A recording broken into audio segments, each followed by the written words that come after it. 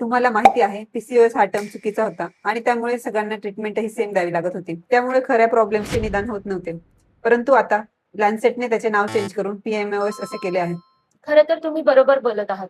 PCOS ला आता PMOS म्हणजेच पॉलीएंडोक्राइन मेटाबॉलिक ओव्हॅरियन सिंड्रोम असं नाव देण्यात आले आहे. ही फक्त ओव्हरीज किंवा हार्मोनल इश्यूज पर्यंत मर्यादित समस्या नाही. बऱ्याचशा मुली आपल्याकडे येतात आणि म्हणतात की मॅम माझे सर्व रिपोर्ट्स नॉर्मल आहेत, स्कॅन नॉर्मल आहेत, मग मला पीसीओएस नाही का?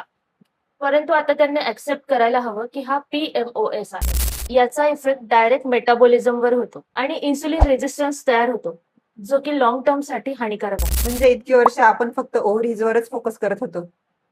असं म्हणू शकता. पीएमओएस ही तुमच्या पिरियडची समस्या नाही, ती तुमच्या संपूर्ण बॉडीच्या मेटाबॉलिझमशी जोडलेली आहे. म्हणून काही महिलांमध्ये अचानक वजन वाढतं, तर काही महिलांमध्ये अचानक वजन कमी होतं, तर बऱ्याच वेळा महिलांमध्ये वजन कमी किंवा जास्त होत असतं.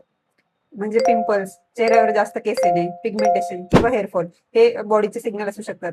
अगदी बरोबर. म्हणजे ट्रीटमेंट फक्त हार्मोन्स किंवा स्किन पुरती मर्यादित नसून पूर्ण शरीर समजून घेणे महत्वाचे आहे. अगदी बरोबर.